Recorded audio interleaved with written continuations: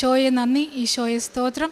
കൃപാസനം അമ്മ വഴി എനിക്ക് നൽകിയ എല്ലാ നന്മകൾക്കും എൻ്റെ അമ്മയ്ക്ക് കോടാനുകോടി നന്ദി അർപ്പിക്കുന്നു. എൻ്റെ പേര് ഷീബ അബ്രഹാം. ഞാൻ കുടുംബമായി ദുബായിൽ താമസിക്കുന്നു. റാന്നിയിലാണ് എൻ്റെ ഹസ്ബൻഡിൻ്റെ വീട്. ഞാൻ 2018 ആദ്യമായിട്ട് കൃപാസനത്തിൽ വരുന്നത്. കൃപാസനം പത്രം വായിച്ച് അതെൻ്റെ കയ്യിൽ കിട്ടി.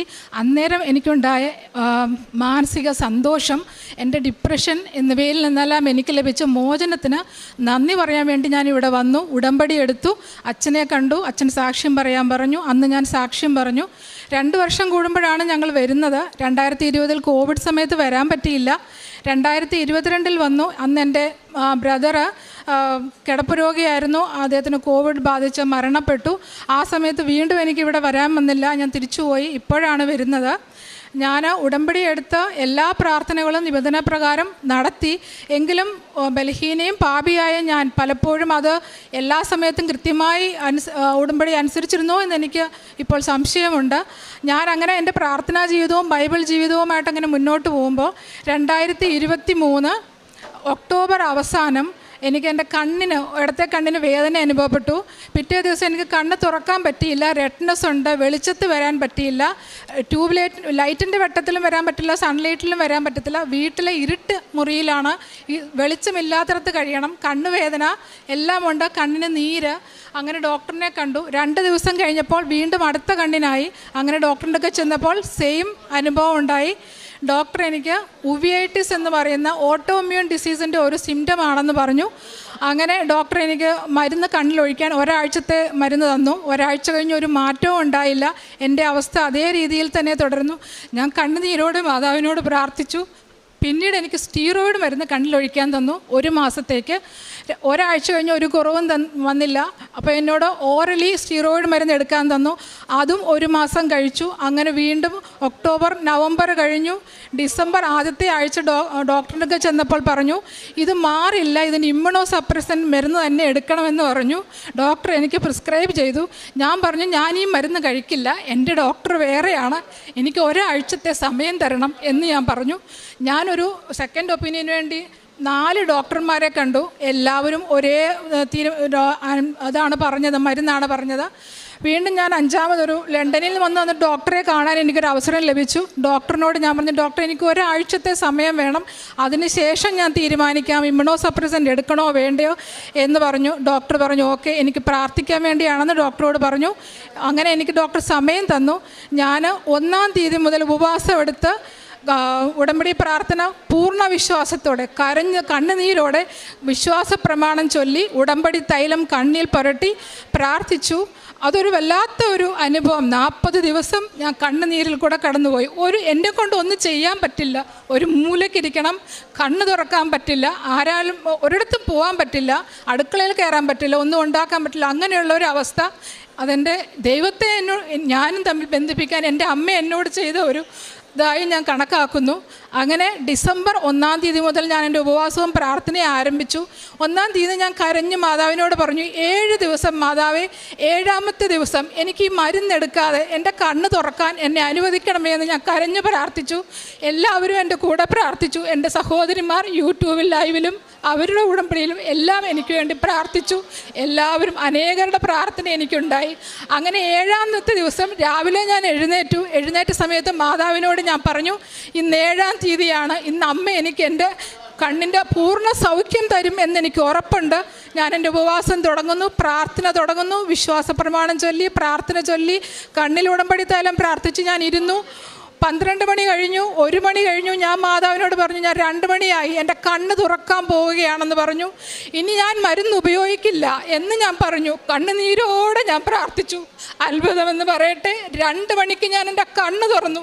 എൻ്റെ കണ്ണിൽ ചുവപ്പില്ല, വേദനയില്ല, നീരില്ല.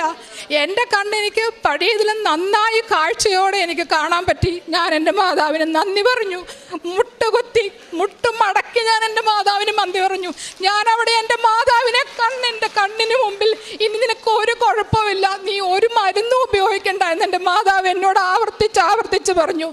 ഇന്ന് ഈ സമയം വരെ ഞാൻ ഒരു മരുന്ന് ഉപയോഗിച്ചിട്ടില്ല, കണ്ണിൽ മരുന്നൊഴിച്ചിട്ടില്ല, എൻ്റെ കണ്ണനക്കുന്നതിനോ കണ്ണിന് യാതൊരു കുഴപ്പമില്ല, കണ്ണാടിയും വെച്ചിട്ടില്ല. എൻ്റെ മാതാവ് എനിക്ക് തന്ന ഈ അനുഗ്രഹത്തിന് എത്ര നന്ദി പറഞ്ഞാലും എനിക്ക് മതിയില്ല. ഇതിലും വലിയ സാക്ഷ്യം എനിക്ക് പറയാനുമില്ല. എൻ്റെ വേറൊരു കാര്യം ഞാൻ മാതാവിനോട് പ്രാർത്ഥിച്ചത് എൻ്റെ മകൾക്ക് വേണ്ടിയാണ്. കുഞ്ഞിന് +2 പരീക്ഷ എഴുതുന്ന സമയത്ത് അവൾക്ക് കോൺസെൻട്രേഷൻ കിട്ടുന്നില്ല, മാർക്ക് അധികമില്ല. സ്കൂളിൽ ചെന്ന് പരാതി പറയുമ്പോൾ അത് ഒരു കുഴപ്പവുമില്ല, അവൾ നല്ല കുട്ടിയാണ്, അതൊക്കെ ദൈവം കൊടുത്തുകൊള്ളും എന്ന് പറയും. അങ്ങനെ ഞാൻ മകൾ എൻ്റെ കൂടെ വിശ്വാസ പ്രമാണം ചൊല്ലി തൈലം പുരട്ടി പ്രാർത്ഥിക്കാൻ തുടങ്ങി. മകളുടെ പരീക്ഷാ സമയത്ത് ഞങ്ങൾ രാവിലെ പോകും, മകളെ പരീക്ഷാ സെൻറ്ററിലാക്കും. എന്നിട്ട് ഞാൻ മാതാവിൻ്റെ പള്ളിയിലെ സെൻറ്റ് മേരീസ് കാത്തലിക് ചർച്ചിലിരുന്ന് പ്രാർത്ഥിക്കും. അവിടെ ചെന്ന് ഞാൻ അവളുടെ കൂട്ടുകാർക്കും ഈ തൈലം പുരട്ടി കൊടുക്കും, ഇംഗ്ലീഷിലുള്ള പത്രം വായിച്ച് കുഞ്ഞുങ്ങൾക്കും കൊടുക്കും. എന്നിട്ട് കുഞ്ഞ് 12:30 പരീക്ഷ കഴിഞ്ഞ് വരുമ്പോൾ അവൾ അങ്ങോട്ട് വരും. ഡെയിലി ഒരു റോസാപ്പൂ കൊണ്ട് മാതാവിന് വെക്കും പരീക്ഷയുള്ള ദിവസം. അങ്ങനെ പ്രാർത്ഥിച്ച് മകൾക്ക് 82% മാർക്കോടെ മോൾ പരീക്ഷ പാസ്സായി. മോൾക്ക് ബാംഗ്ലൂരിൽ അഡ്മിഷൻ കിട്ടി. മോളെ ആക്കിയിട്ട് ഞാൻ വന്നതാണ്. ഇനി എനിക്ക് ഈ സാക്ഷ്യം പറയാതെ തിരിച്ചു പോകാൻ പറ്റില്ല. എൻ്റെ മാതാവ് എനിക്ക് തന്ന എല്ലാ അനുഗ്രഹങ്ങൾക്കും നന്ദി പറയുന്നു. എൻ്റെ പ്രാർത്ഥനാ ജീവിതം മെച്ചപ്പെട്ടു, എൻ്റെ ബൈബിൾ വായന മെച്ചപ്പെട്ടു, എൻ്റെ കർത്താവിനോടുള്ള എനിക്ക് ക്ഷമിക്കാനുള്ളൊരു മനസ്സ് ദൈവം തന്നു, കരുണയുള്ളൊരു മനസ്സ് തന്നു. ഞങ്ങൾ അനേകം വർഷമായി ദുബായിലാണ്. എൻ്റെ ഭർത്താവും പുണ്യപ്രവർത്തനങ്ങൾ ചെയ്യുന്നതിൽ ഒട്ടും പിന്നിലല്ല. ജോലി നഷ്ടപ്പെട്ടവരോ അല്ലെ ജോലി ലഭിക്കാൻ വന്നവർക്കോ ഞങ്ങളുടെ വീട്ടിൽ കൊണ്ട് താമസിപ്പിക്കാനും അവർക്ക് ഭക്ഷണം കൊടുക്കാനും എൻ്റെ ഭർത്താവും ഞാനും ദൈവം ഞങ്ങൾക്ക് അതിനുള്ളൊരു അവസരം തരുന്നുണ്ട്, ഇപ്പോഴും ചെയ്തുകൊണ്ടിരിക്കുന്നു. ഇനിയും അങ്ങോട്ട് എൻ്റെ ദൈവകൃപയിൽ നടത്തി എൻ്റെ മാതാവിനുമായി പൂർണ്ണമായ ബന്ധത്തിൽ പ്രാർത്ഥിച്ചും യാചിച്ചും മുന്നോട്ട് പോകാൻ എൻ്റെ മാതാവ് എന്നെ അനുഗ്രഹിക്കുമെന്ന് കരുതുന്നു. പ്രശ്നങ്ങൾ ഉണ്ടാകരുതെന്ന് ഞാനിപ്പോൾ പ്രാർത്ഥിക്കാറില്ല. കാരണം എത്ര പ്രശ്നം ഉണ്ടായാലും എൻ്റെ അമ്മ എൻ്റെ കൂടെയുണ്ട്, എൻ്റെ പ്രശ്നത്തിനെല്ലാം പരിഹാരമുണ്ട് എന്നുള്ളൊരു ചിന്ത എൻ്റെ അമ്മ എന്നിൽ നിറച്ചു. ഇതിലധികം എനിക്ക് യാതൊന്നും വേണ്ട. എൻ്റെ അമ്മയെ നിനക്ക് നന്ദി, സ്തോത്രം, 1000 നന്ദി. മർക്കോസിൻ്റെ വിശുദ്ധ സുവിശേഷം 5:34 ഈശോ അരുളി ചെയ്യുന്നു ഒരു സ്ത്രീയോട്, മകളെ, നിൻ്റെ വിശ്വാസം നിന്നെ രക്ഷിച്ചിരിക്കുന്നു, സമാധാനത്തോടെ പോവുക, വ്യാധിയിൽ നിന്ന് വിമുക്തയായിരിക്കുക.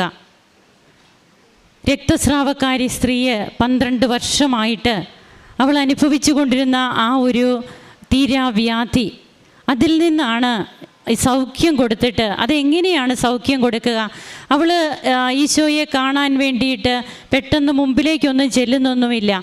അവളുടെ ഉള്ളിലാണ് അവൾ വിചാരിക്കുക, കർത്താവാണത്, എനിക്കൊന്ന് തൊടണം, അവൻ്റെ വസ്ത്രത്തിലെങ്കിലും എനിക്കൊന്ന് തൊടണം. കർത്താവിനെക്കുറിച്ച് കേട്ടറിവ് മാത്രമേ അവൾക്കുണ്ടായിരുന്നുള്ളൂ. എന്നാൽ ആ കേട്ടറിവ് തിരിച്ചറിവായിട്ട് അവൾക്ക് മാറുകയാണ്.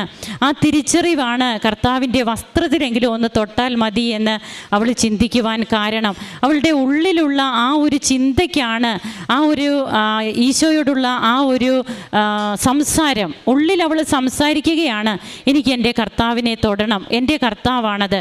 ഈ തിരിച്ചറിവാണ് ഇന്ന് ഉടമ്പടിയെടുത്ത മക്കൾക്ക് ഇവിടെ വന്ന് സാക്ഷ്യം പറയുവാൻ അവരെ വേറിട്ട വ്യക്തികളാക്കി മാറ്റുന്നത്.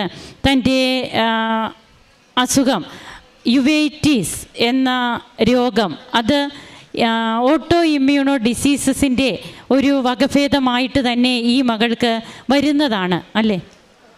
അങ്ങനെ തന്നെ വന്ന അസുഖമാണ്.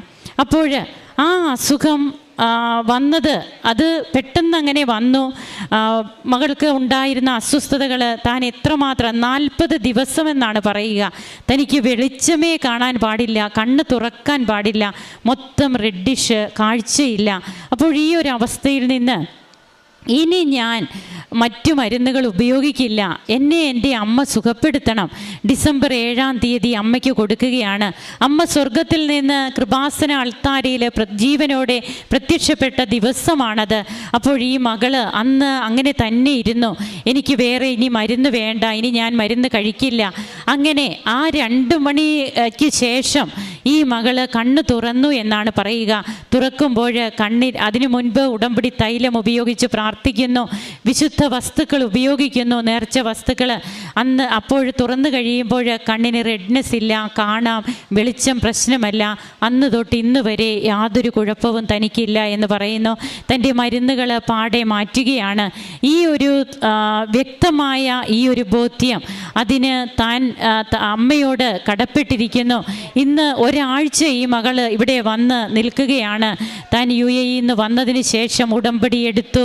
ഉടമ്പടി ഇവിടെ വന്ന് സാക്ഷ്യമം കൂടി പറഞ്ഞിട്ട് പോകുവാനായിട്ട് ഇവിടെ വന്ന് മുറിയെടുത്ത് താമസിച്ച് ഇന്ന് സാക്ഷ്യം പറയുമ്പോൾ ഇതൊക്കെ നമ്മെ വിലയുള്ള വ്യക്തിയാക്കുകയാണ് കർത്താവിൻ്റെ മുമ്പിൽ.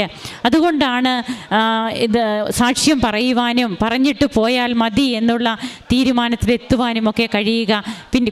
പിന്നീട് തൻ്റെ മകളുടെ കാര്യം പറഞ്ഞു.